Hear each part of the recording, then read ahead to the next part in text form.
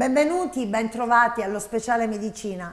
Oggi toccheremo un organo che è paragonato al sentimento dell'amore, è paragonato al momento in cui tu hai un attimo di paura o di brivido all'attimo di trepidazione che puoi avere. Insomma, è un organo molto importante perché ci dà la vita, l'avrete capito tutti, mi sto riferendo al cuore. Questo cuore matto che ci fa innamorare, che batte a volte in maniera, diciamo, spropositata rispetto a quello che dovrebbe, ma ci saranno delle cause perché ciò avvenga, no?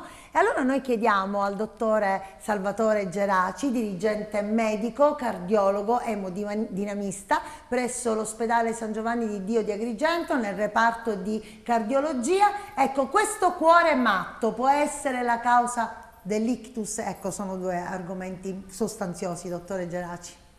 Salve a tutti, come già anticipato da Simona, io lavoro come emodinamista, come cardiologo interventista nel reparto diretto da Giuseppe Caravanno qui all'ospedale di Agrigento, San Giovanni di Dio.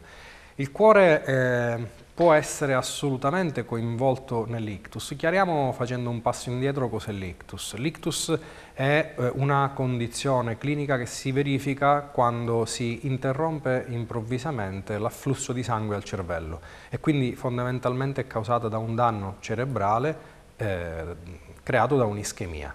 Questa ischemia può diciamo, avere delle durate variabili, quindi si può parlare di attacchi ischemici transitori quando questi sintomi si risolvono entro le 24 ore, o può durare più a lungo e lasciare anche dei reliquati, quindi dei segni e dei sintomi che purtroppo perdurano nell'arco degli anni e anche fino a fine vita, quando i processi riabilitativi non riescono a risolverli.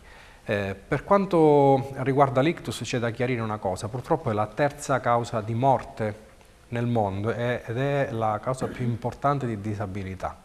La terza causa dopo l'infarto, le malattie diciamo, cardiache è i tumori. Per quanto riguarda la disabilità purtroppo sta in cima anche perché molte delle strutture ospedaliere, non soltanto italiane ma anche di altri paesi, ancora non hanno diciamo, libero accesso alle terapie che nell'immediato si dovrebbero attuare dopo un evento ictale, che fondamentalmente sono la trombolisi e la trombectomia meccanica. E ne parleremo, però le devo chiedere una cosa proprio per chi ci sta ad ascoltare. Allora, lei ha parlato di un momento ischemico che vuol dire la mancanza ad un certo punto dell'afflusso di sangue, quindi la mancanza di ossigeno, erorazione e nutrimento di una zona molto importante che è quella del sistema nervoso centrale. Ma l'ictus è, perché la nostra confusione sta lì, è soltanto di tipo ischemico, interruzione di afflusso, oppure è emorragico? Abbiamo sentito anche parlare di stroke, che cos'è? Ecco, c'è un po' di abbiamo necessità di avere delle delucidazioni. Allora, lo stroke sarebbe il corrispettivo inglese dell'ictus, che comunque nel parlato comune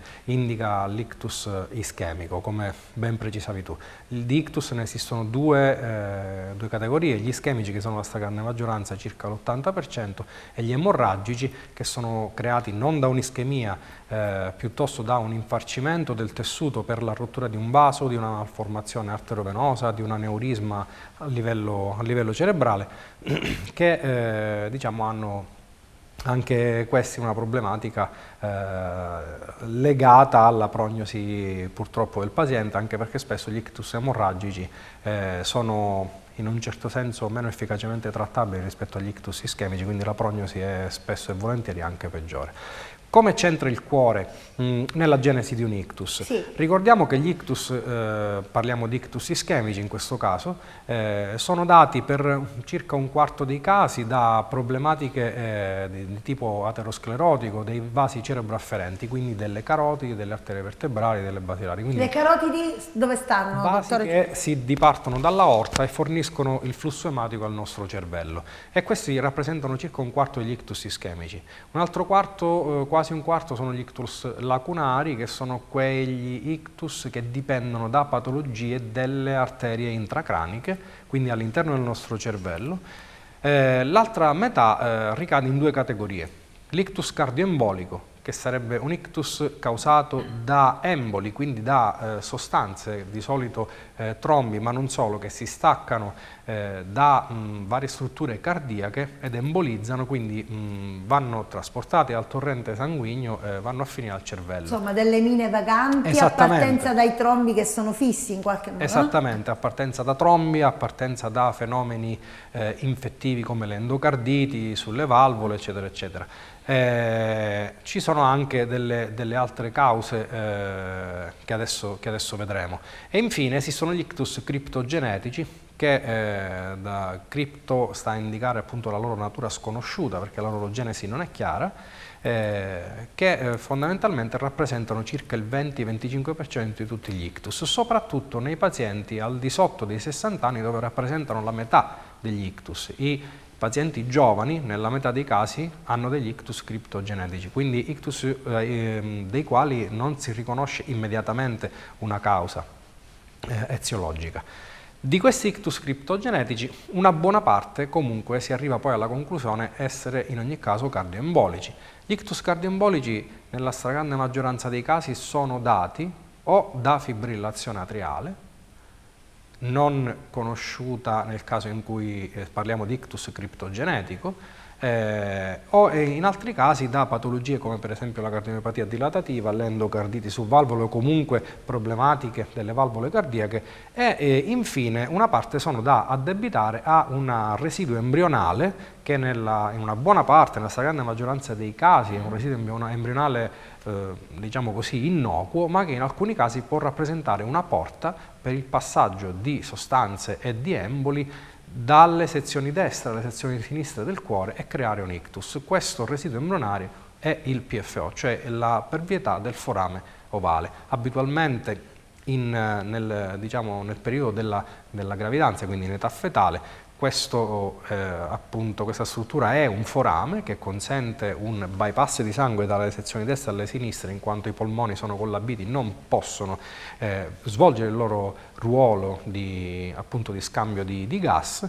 Nel momento in cui il bambino nasce, quindi si dà alla luce il neonato, queste membrane, che sono due setti, si accollano, creando poi in realtà una parete nella stragrande maggioranza dei casi. In un 20-25% dei casi della popolazione mondiale persiste questo forame ovale dell'età fetale, e si parla appunto di pervietà del forame ovale. Devo farle una domanda. Sì. Allora, lei ha nominato alcune patologie a carico del cuore che a loro volta possono essere, se non sono, la causa della formazione di trombi poi emboli che arrivano a livello centrale, ictus ischemico, assenza di ossigeno e quindi morte del tessuto che viene colpito perché non più nutrito, giusto? Allora, cardiomiopatia dilatativa. Intanto le cardiomiopatie penso che facciano parte di un mondo infinito di patologie, cioè eziologia, punti interrogativi a destra e a sinistra, però chi ha una cardiomiopatia dilatativa lo sa, dottore Geraci, cioè ci può essere poi a quel punto una prevenzione, perché chi ha un cuore dilatato è una persona probabilmente che ha delle difficoltà nella vita quotidiana, no? Affaticamento, delle sintomatologie, per cui una diagnosi viene fuori prima o poi, no? Sì, assolutamente sì. I pazienti con le cardiomiopatie, le cardiopatie dilatative, che siano esse congenito acquisite, post-ischemiche, sono pazienti che hanno, diciamo, in una certa fase della loro vita manifestano dei sintomi di scompenso cardiaco, e quindi questi sono pazienti nei quali, giunta la diagnosi, ovviamente siamo a conoscenza della loro condizione. E del rischio. Esattamente, cosa invece che per esempio non avviene per quanto riguarda la fibrillazione atriale. Il paziente con fibrillazione atriale... Ma cos'è la fibrillazione, appunto? Cos'è la fibrillazione atriale? La fibrillazione atriale è una aritmia sopraventricolare, quindi che riguarda gli atri, che fondamentalmente... Gli atri che sono... Cosa sono? La parte iniziale, per capire, insomma. Gli atri sono le due camere che accolgono il sangue, l'atrio destro dalle vene sistemiche e l'atrio sinistro dal polmone, e che le passano ai ventricoli, che sono poi in realtà le due strutture che hanno le funzioni di pompa, una a destra per pompare il sangue nel polmone, l'una a sinistra per pompare il sangue nell'intero circuito sistemico, quindi in tutte le arterie del corpo. Cioè le parti inferiori del cuore che poi vanno a punta. Volendo perfetto, possiamo vederla almeno com'è organizzato il cuore. La fibrillazione atriale è una aritmia ipercinetica, quindi un'aritmia che ha una elevata frequenza e che è caratterizzata dalla irregolarità.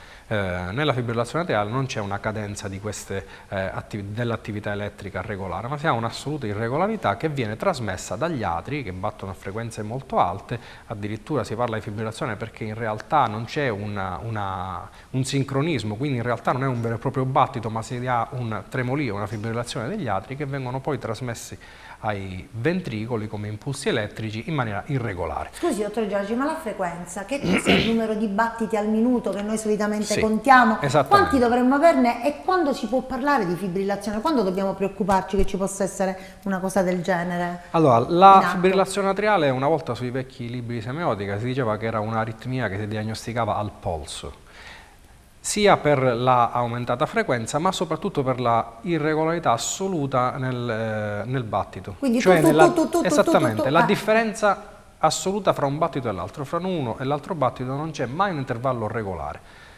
Questa è la Quanti caratteristica. dovrebbero essere battiti irregolari in un La frequenza soggetto? cardiaca normale va dai 60 agli 80 battiti al minuto, ovviamente con la sua normale regolarità. Nella fibrillazione atriale si può parlare di varie categorie, di bradi FA quando si ha una frequenza bassa ma irregolare, o di tacchi FA quando si ha una frequenza alta e sempre irregolare. Il problema della fibrillazione atriale, oltre che la sintomatologia che può essere rappresentata dagli sbalzi di frequenza sia in difetto che in eccesso, in realtà il problema principale è quello che la fibrillazione atriale, tenendo il sangue all'interno degli atri abbastanza fermo, quindi diciamo così stagnante, predispone alla formazione appunto di trombi, soprattutto all'interno di una cavità che si chiama auricola sinistra. Aspetti, dottore Geraci, lei ha detto una cosa molto interessante, che noi la traduciamo istantaneamente non appena lei l'ha appena pronunciata, cioè praticamente noi lo sappiamo che quando cade una goccia di sangue, dopo pochissimo questo sangue coagula, cioè, e quindi è lo stesso meccanismo, se ristagna il sangue, ecco, fluido,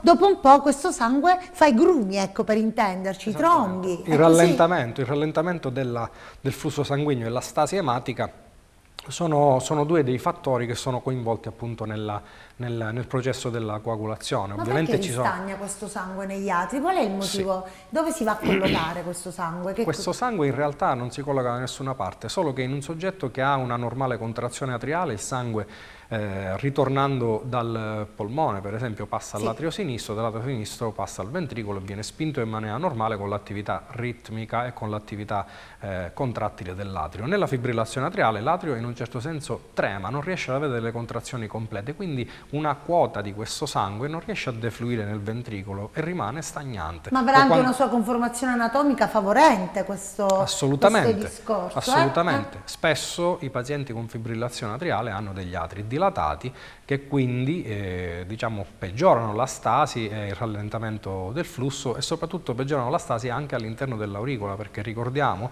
che la trombosi della fibrillazione atriale per il 95% dei casi avviene all'interno dell'auricola. Auricola, orecchietta qui, esattamente, viene chiamata auricola perché è un appendice che somiglia per posizionamento proprio all'orecchio, perché si trova all'esterno dell'atrio. In realtà è un residuo, anche questo è un residuo embrionale che ha delle funzioni più che altro di tipo neuromorale, ma non ha delle vere e proprie funzioni meccaniche, ma che purtroppo nella fibrillazione atriale genera il 95% dei trombi di questi pazienti. Ora, noi abbiamo delle armi per combattere, anche delle armi molto efficaci per combattere l'ictus da fibrillazione atriale, dovuto appunto alla formazione di questi trombi e alle embolizzazioni. Infatti si parla di ictus cardioembolico. Queste armi sono rappresentate dai farmaci anticoagulanti orali. I vecchi, quindi gli antivitamina K, o i nuovi anticoagulanti orali che sono i cosiddetti DOAC o NOAC, che diciamo ormai sono quelli che sono usati nella stragrande maggioranza dei casi, perché hanno dei profili non tanto di efficacia quanto di sicurezza migliori rispetto ai vecchi anticoagulanti. Dottore Geraci, gli anticoagulanti li ha detto di nuova generazione, più utilizzati al momento, ma sta parlando di farmaci che prevedono come un tempo il prelievo ogni settimana per valutare l'attività di protrombina, l'INR, chi soffre di questo genere di patologie capisce benissimo benissimo quello che sto intendendo, oppure è un farmaco che possono assumere tutti indistintamente o c'è pure lì da fare una selezione dei pazienti che possono e non valutare settimanalmente attraverso prelievo l'attività di protrombina? Allora, in realtà questi farmaci hanno superato il dosaggio periodico e a stretto giro della protrombina, dell'INR, che poi è un valore derivato, e sono dei farmaci che necessitano periodicamente di una valutazione della funzione renale, della funzione epatica del paziente, perché comunque come tutti i farmaci hanno un metabolismo che per alcuni di essi è renale, per alcuni di essi è epatico, quindi conoscere il funzionamento del rene e del fegato di questi pazienti ovviamente è utile per cercare di capire se ci sono da fare degli aggiustamenti di dose, però sono diciamo, dei controlli che si fanno periodicamente, semestralmente o un po' più ravvicinati in relazione a quelle che sono le condizioni cliniche del paziente, ma non esiste più il dosaggio settimanale dell'INR che si faceva con i vecchi farmaci anticoagulanti orali. È vera una cosa che come tutti gli anticoagulanti orali, ma come tutti i farmaci, sono ovviamente dei presidi che hanno delle limitazioni in termini di aderenza, perché ci sono pazienti che essendo farmaci che vanno presi ogni giorno possono dimenticare la dose, le doppie somministrazioni possono per esempio farle all'interno di una giornata in maniera non corretta o prenderne solo una, ma ci sono anche le controindicazioni e le complicanze, controindicazioni che possono per esempio derivare da pazienti che hanno avuto, parlavamo di prima, un ictus emorragico o di recente, o pazienti che hanno dei sanguinamenti importanti attivi o delle anemizzazioni importanti. Perché questi farmaci scoagulano un po', no? Questi farmaci si addizionano le due situazioni, diventa pericoloso. Esattamente, se un paziente perde sangue e ha una anemia severa da perdita, per esempio gastrointestinale, una perdita non risolvibile con un intervento chirurgico per esempio, sono pazienti che non possono seguire una terapia anticoagulante orale perché ovviamente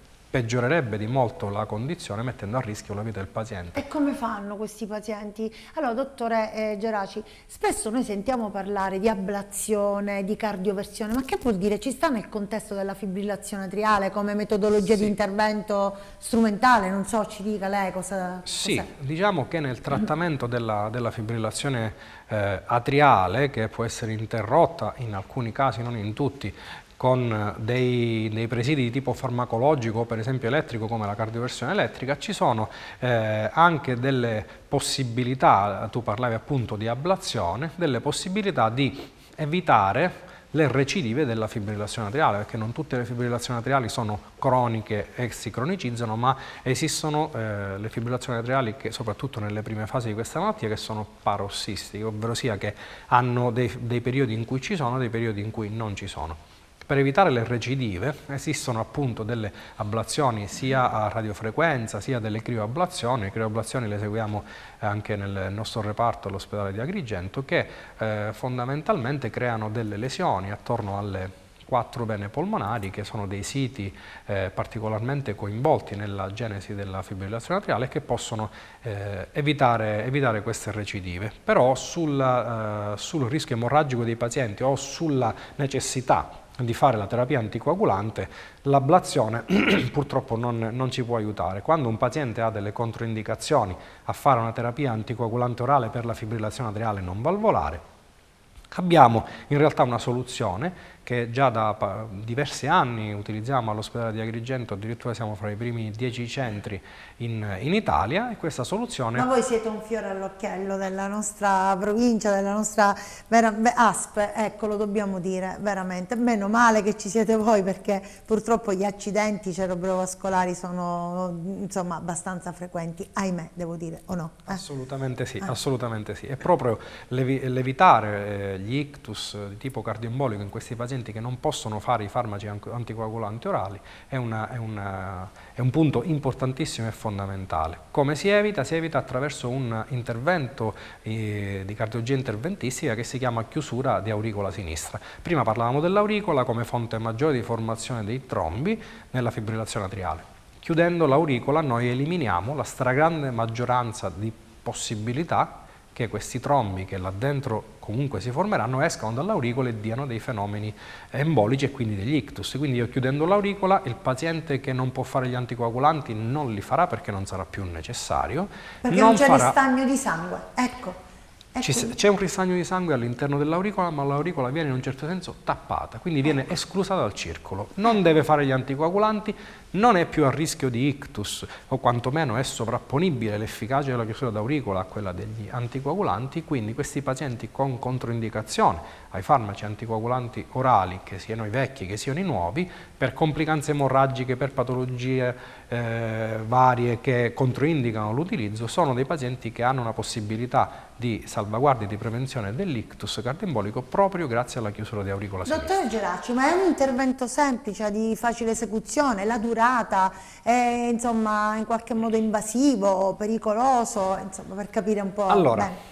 È una procedura di cardiologia interventistica che viene eseguita dalla vena femorale, di solito destra, è un intervento che ha una durata media di circa 20 minuti, mezz'ora, è un atto assolutamente sì, invasivo perché comunque noi entriamo all'interno del cuore e dobbiamo andare a chiudere una camera con una, chiamiamolo ombrellino, con un ciuccio, ecco, perché poi il principio è proprio quello di occlusione ed ha quindi la propria invasività, però diciamo in centri come il nostro in cui si ha ormai una grossa esperienza, si sono fatti grandi numeri, è una procedura che noi eseguiamo settimanalmente, anche più volte a settimana. Rutinaria, tra sì, virgolette. assolutamente sì. Ecco. Ma prima non si procedeva dal braccio, adesso dalla femorale, c'è un'utilizzazione migliore? Allora, in realtà dal braccio si procede per gli accessi più che altro arteriosi alle arterie coronarie, mentre invece per il trattamento di cardiologia interventistica strutturale si preferisce diciamo, l'accesso femorale perché c'è la necessità di avere dei condotti più grossi per via delle dimensioni dei materiali con cui lavoriamo. Ma viene fatto con sedazione del paziente oppure il paziente è vigile senza... Il paziente ha una sedazione perché è un esame che viene diciamo, eseguito sotto il controllo sia radioscopico come diciamo, la classica coronarografia sia anche attraverso un ecocardiogramma transesofageo o intracardiaco, quindi è un esame che può diciamo, essere eseguito in una blanda sedazione o con una sedazione un po' più profonda, però non richiede l'intubazione, ma ripeto, soltanto una sedazione. Il paziente non prova dolore, ecco questo. Allora, un'altra domanda, all'inizio lei ha parlato, riferendosi all'ictus ischemico, di TIA, ecco, attacchi ischemici transitori. Ecco, questi possono capitare a molte persone e magari non dare dei danni, insomma, di invalidità o di disabilità o di chissà che, insomma, visto tutto quello di cui abbiamo parlato, ma i TIA in realtà quando avvengono dobbiamo preoccuparci, sono risolvibili, sono cosa, insomma? Allora, i TIA per definizione stessa si autorisolvono. Quindi sono assolutamente risolvibili, sono degli attacchi ischemici transitori. La clinica di questa patologia, di questo diciamo, attacco ischemico è una clinica che si risolve nelle 24 ore. Sono però importanti sia per la loro clinica sia anche perché rappresentano un importantissimo campanello di allarme. Ci avvisano assolutamente allora. Sì. Quindi perché... ci stanno dicendo questa volta ti è andata bene, ma se non fai i controlli la prossima non te lo garantisco. Uno si chiede sempre se l'ictus è una patologia evitabile, prevedibile o prevenibile. In realtà ci sono delle possibilità di abbattere quelli che sono i fattori di rischio, il fumo di sigaretta, l'ipertensione, i livelli di colesterolo, il diabete, eccetera, eccetera, che noi tutti conosciamo. Però diciamo un campanello d'allarme come un attacco ischemico transitorio ci deve mettere assolutamente in guardia, deve ovviamente spingere il medico ad attuare quei presidi non solo di prevenzione dello stile di vita, ma anche di terapia farmacologica, perché ricordiamoci appunto che il TIA è spesso e volentieri il precursore di un ictus conclamato vero e proprio con dei rilequati. Un'altra domanda, ma siamo anche in conclusione. Allora, praticamente gli ha anche parlato di trombolisi. E allora, trombolisi, noi abbiamo imparato che l'ictus può essere anche sintomatico per il paziente, cioè visibile per noi, nel senso che il mancamento o lo svenimento, la ripresa, ma la deviazione della rima labiale, ecco, questo va tenuto a mente per poter andare a un pronto soccorso e accedere entro una certa ora dall'episodio alla trombolisi. Che cos'è la trombolisi? Salva i giovani forse? Assolutamente sì, assolutamente sì. Come nell'infarto miocardico, che è dato dalla interruzione del flusso al cuore da un'arteria coronaria, anche nell'ictus il problema è dato da un'interruzione del flusso al cervello. Entrambe sono delle patologie tempo-dipendenti, quindi riconoscere i sintomi e i segni dell'ictus è fondamentale per riuscire a garantire al paziente un accesso alle cure quanto più veloce possibile, perché abbiamo una finestra di tempo che ci consente di effettuare le cure, che sia una trombolisi endovenosa, che sia una trombectomia, che vanno fatte l'una alle 4 ore e mezza, entro le 4 ore e mezza, l'una entro le 6 ore, anche se la finestra delle 4 ore e mezza è stata un po' più ampliata, però vale la regola che prima viene attuata la terapia per il trattamento dell'ictus, maggiori saranno le possibilità che il paziente ritorni perfettamente come era prima, senza invalidità, senza paralisi o semiparalisi. Tutti i segni e i sintomi devono essere riconosciuti. Esiste un acronimo che sta nel FACE, dove praticamente si indica la tipica faccia mimica, la deviazione della rima buccale, non tanto la perdita di coscienza quanto una ipostenia, quindi una perdita di funzione o di tono di un arto o diciamo di un emilato, esattamente, un attimo di assenza e altri fenomeni neurologici, ma devono comunque intanto queste tre nozioni di base devono essere riconosciute anche dalla popolazione laica. Perché? Non tanto perché devono riuscire a trattare l'ictus, ma perché devono essere in grado di riconoscerlo e chiamare i soccorsi in modo da condurre il paziente all'ospedale più vicino. E si immagini, cioè veramente la qualità della vita, evitare le paresi, le semiparesi, insomma sono evenienze abbastanza gravi per un giovane che ha famiglia, che ancora lavora, che ha ancora una vita davanti. Certo, il tempo ha la sua importanza, la stessa parola lo dice, trombolisi, si dovrà scoagulare in qualche modo, no? Sì. Quindi se non arrivi in tempo gli vai a causare un danno anziché un beneficio. Un'emorragia potrebbe essere uno dei rischi della trombolisi. Esattamente, no? Quando ci sono quando siamo fuori dalla finestra temporale che ci consente di lavorare in sicurezza e di avere degli ottimi risultati, purtroppo ci possono essere delle complicanze, dei viraggi emorragici anche del tessuto, perché c'è un infarcimento, è possibile che ci sia un infarcimento emorragico, complicando di molto la condizione clinica del paziente. Allora, dottore Geraci, abbiamo concluso, ecco, siamo alla fine. Cosa si sente di dover dire a chi ci ascolta come consiglio oppure come sollievo da tanta paura per queste patologie all'ordine del giorno e tanto frequenti? Allora, come consiglio mi sento di dire che, come parlavamo di prima, appunto è importantissima la prevenzione dei fattori di rischio, ma è anche importantissimo il saper riconoscere i sintomi appunto di un ictus e il sapere che l'ictus non è una patologia unicamente del cervello, ma è una patologia che ha una forte correlazione con le patologie cardiovascolari, quindi sapere che se un paziente ha una fibrillazione atriale, la fibrillazione atriale va trattata con gli anticoagulanti o, se non è possibile, con la chiusura d'auricola, sapere che se un paziente ha avuto un ictus criptogenetico in realtà, di cui non si conosce la causa, in realtà spesso la causa è una causa cardiogena, ok? E ricordare a tutti i pazienti che comunque ci sono le terapie per poter trattare questo tipo di patologia nei tempi, nelle modalità giuste, nei luoghi giusti, e garantire ai pazienti una vita assolutamente normale in molti casi, ma quantomeno non una vita con una disabilità che ha intanto per il nostro Servizio Sanitario Nazionale dei costi impressionanti, ma purtroppo ha dei costi in termini di qualità della vita del paziente e di coloro che lo assistono, che purtroppo per anni e anni diventa insostenibile. Grazie, dottore Geraci. Allora, qual è quella parola scientifica che ha utilizzato per dire causa ignota il più delle volte? Criptogenetico. Quindi criptogenetico potrebbe essere riportato al mio cuore matto che dicevo all'inizio, quando non si sa che cosa può venire fuori dal suo battito vigoroso. Grazie per averci seguito e alla prossima puntata. Ciao ciao.